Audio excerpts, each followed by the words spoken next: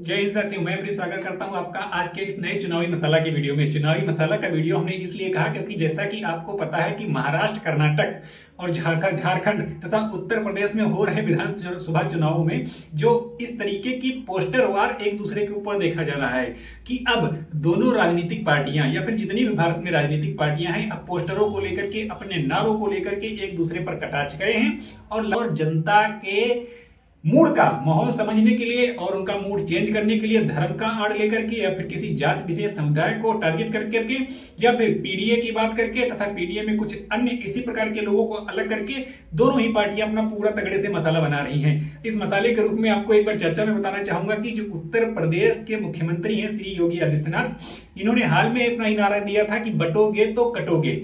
इसके अपोजिट में जो समाजवादी सुप्रीमो है उन्होंने कहा कि ना बटेंगे ना कटेंगे, साथ रहेंगे और जीतेंगे। उन्होंने ऐसा दिया और उन्होंने यहां तक कह दिया कि जो ये नारा दिया इन्होंने अंग्रेजों से सीख करके दिया है। उसमें क्या कहा, डिवाइड एंड रूल, बांटो और राज करो। अर्थात इस रूल के पीछे आपको बताना चाहूंगा कि ये अंग्रेजों का नारा है, जब अंग्रेजों ने कहा था कि पिन में फूट डालो और फूट डाल करके आपस में राज करो। चलिए ठीक हो, तो पुरानी बात हुई, परंतु अब जो बात इस तरीके से आती है कि बीजेपी के जितने भी बड़े बड़े लीडर हैं, अर्थात उनमें श्री योगी आदित्यनाथ के द्वारा दिया गया भाषण बटोगे तो कटोगे पर अपनी अपनी प्रतिक्रिया उन्होंने व्यक्त की है तथा पूरी तरीके से कुछ बड़े नेताओं ने अपना पल्ला भी झाड़ लिया है। इसी तरीके से जो बड़े नेता हैं सबने अपना अपना गंतव्य दे करके एक अलग ही नारे का पहचान निकाला है। आपको बताना चाहूंगा कि अब जो प्रधानमंत्री जी का नारा है, एक है तो सेफ है, इस एक है तो सेफ है के नारे को लेकर के राहुल गांधी जी ने अपना एक अलग ही तौर तरीका बताया है और एक अलग ही उसका ट्रेंडिंग में निकाला है। उसका अलग ही मतलब निकाला कि कौन एक है और कौन सेफ है। अर्थात लेकर के हिंदुस्तान के माध्यम से उन्होंने बताया कि आज की प्रेस कॉन्फ्रेंस में कौन एक है और कौन सेफ है। चलिए ठीक जानते हैं और क्या राहुल गांधी जी ने कहा है। नरेंद्र मोदी जी का एक है तो सेफ है, ये देखिए, एक है तो सेफ है।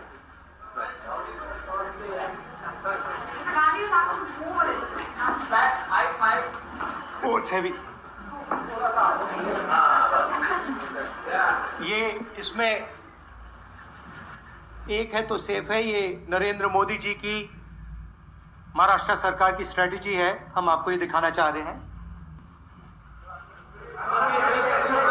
देख लीजिए। और ये भी दिखा दीजिए, दूसरा पोस्टर दीजिए।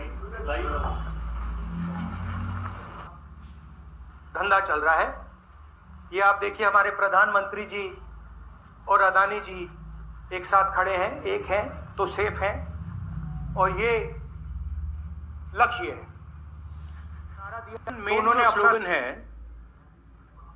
एक है तो सेफ है, वो मैंने इतनी अच्छी तरह आपको दिखाया है, उसको समझाया है कि एक है तो सेफ है। एक कौन है? एक नरेंद्र मोदी जी हैं, अदानी जी हैं, अभी अमित शाह जी। राहुल गांधी जी इन्होंने क्या अपनी एक तिजोरी खोली, बकायदा तिजोरी में से उन्होंने पोस्टर निकाले और उन्हें अदानी और मोदी का फोटो भी दिखाया कि कौन एक है और कौन एक है और कौन सेफ है।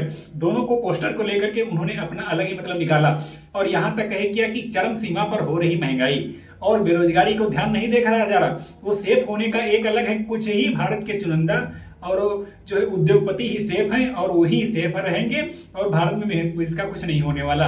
अर्थात इस तिजोरी के माध्यम से दिए गए भाषण में और की जनता या फिर महाराष्ट्र की जनता, मुंबई की जनता, क्या महाराष्ट्र में होने वाले चुनाव में इसका असर देखने को मिलेगा? हम आपकी राय से इतना ही लेना चाहते हैं कि तथा राहुल गांधी के द्वारा दिए गए विचार क्या महाराष्ट्र के आगामी होने वाले चुनाव में वाकई बहुत ज्यादा फायदेमंद होंगे कांग्रेस के लिए या फिर अन्य किसी चीजों के लिए? अगर आप लोगों का ये विचार है तो ये विचार जरूर हमारे कमेंट में बताएं। तब तक के लिए जय हिंद, जय भारत।